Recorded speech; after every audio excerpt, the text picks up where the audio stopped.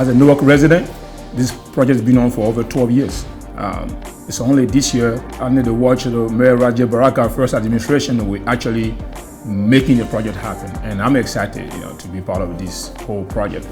The opportunity to create new green space, new open space in Newark, and to link downtown with the Ironbound and to extend to the station and across the station and connect. It was just a very exciting urban assignment and one that will make a huge difference to the city of Newark.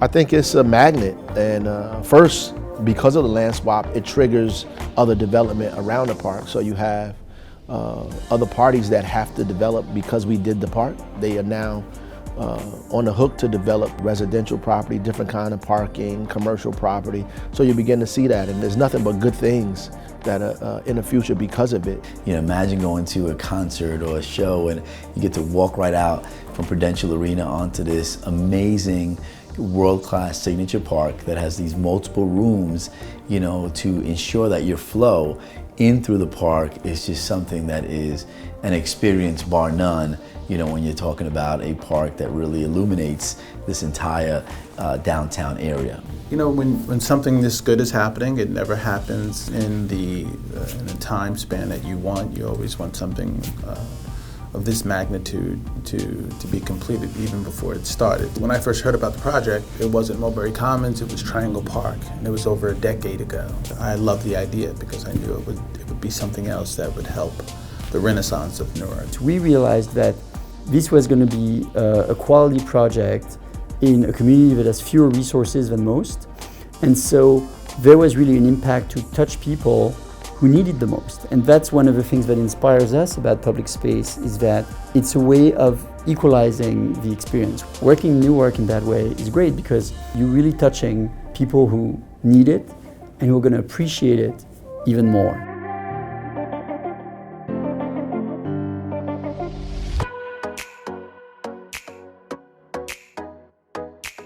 Well, Sage & Coombe Architects is the lead architect on the project. We were engaged by the city of Newark to really envision and execute the first phase of Mulberry Commons. We were very excited, and it took a long time. It was an open public competition, and it took a while to be selected, and we were thrilled to be selected. And we have a team of several people working on it, and engineers and landscape architects, and it's a big collaborative effort. Construction is always a difficult process because it's affected by weather and materials being available, especially when you're planting trees and greenery. You have to work with the seasons and make sure that you're not killing the material. We're putting in a fountain, we are building a couple of restrooms which are very special for Newark. I will say that everybody on the team has worked incredibly well together, which doesn't always happen in public projects, but it's really great. The park has two sides. One is a more flexible space with a big lawn and a lot of paving, and the other side is articulated with a series of smaller spaces with more incidental and cozier kind of events, different kinds of landscape, different kinds of environments. That piece actually has a great slope to it, so you come down from the bridge, which will be over the tracks, you walk down to Columbia Street, and then you enter the more flexible space that leads you to Mulberry Commons. So it's in that flexible space that we located the fountain.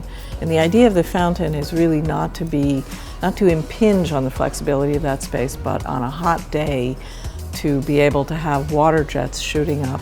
And it acts both like a playground and a surprise. It can be lit, it has the capacity to have a lot of special lighting, and it's just going to be very playful. And it'll attract kids for sure, but it'll attract adults too, and that's kind of the goal of the park, to bring everybody in Newark together.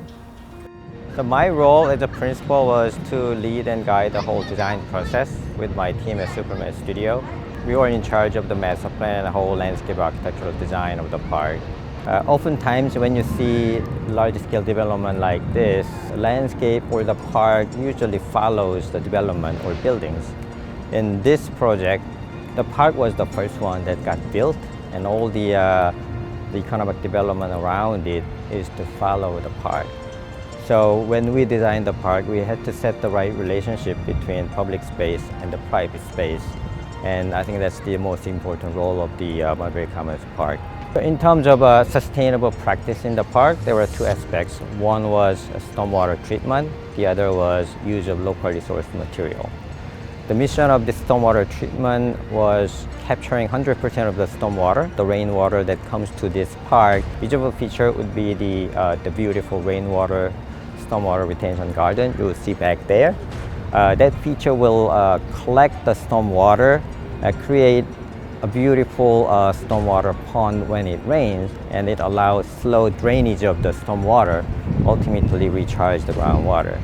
The hidden features are more engineering type features.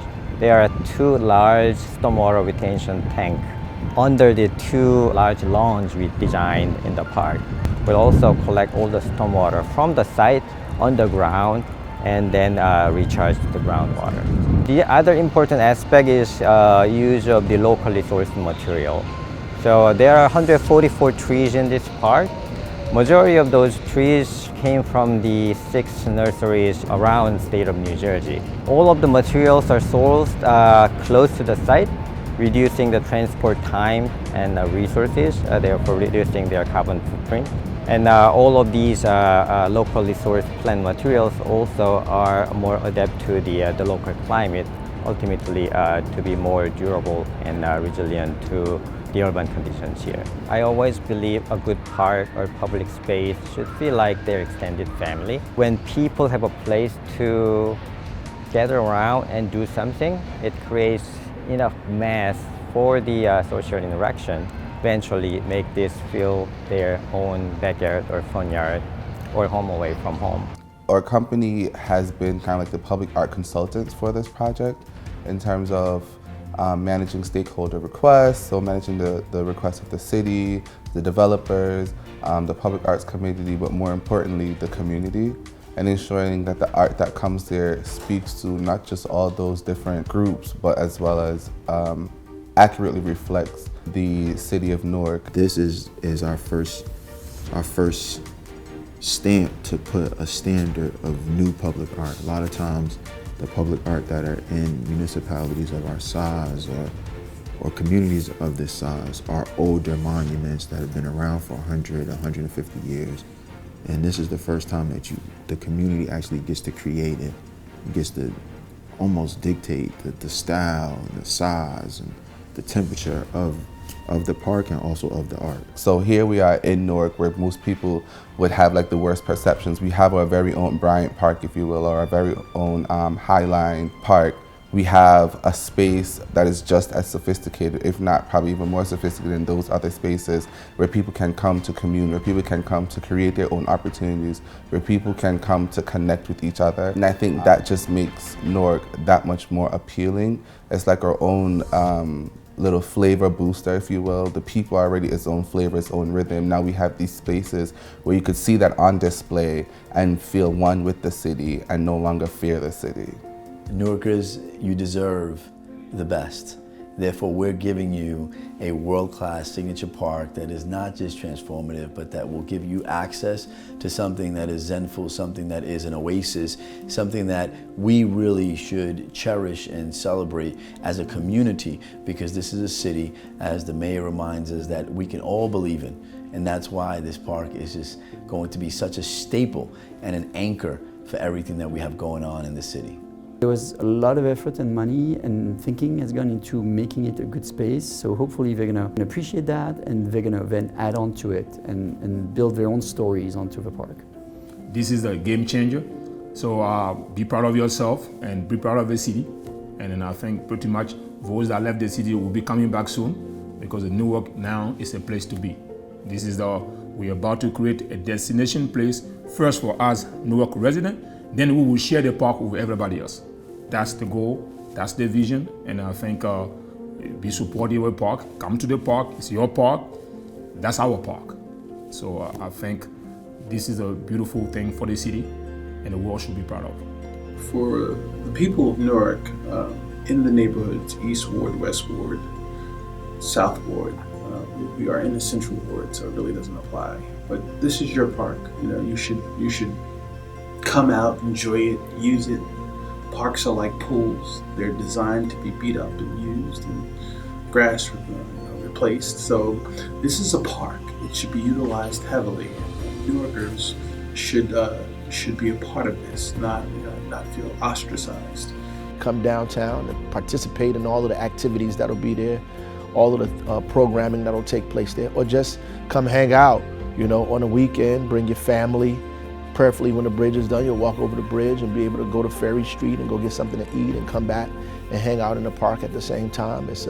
It's going to be an awesome place, and you'll get to talk to, meet, congregate with people in other parts of the city that you never had an opportunity to do, meet with and hang out with before, because that park will be gravitational towards all of the residents of the city and not just the folks that are downtown.